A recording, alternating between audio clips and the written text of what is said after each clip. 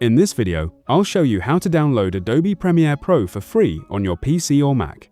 First, open your web browser and go to the official Adobe website. Click Start Free Trial. Then choose the plan that best suits your needs. You can select Individual, Business, or Students and Teachers. For this tutorial, we'll choose the Individual plan. Enter your email address and click Continue. Next, complete the required information, including your payment details. Adobe may ask for a valid payment method, but you won't be charged if you cancel before the free trial ends. Accept the terms and complete the sign-up process.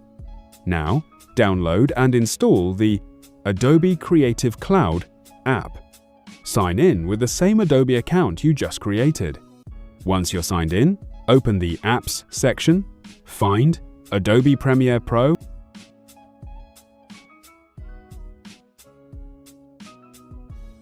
and click Install. After the installation is complete, you can launch Premiere Pro and start using it during your free trial. And that's how you can download Adobe Premiere Pro for free on your PC or Mac.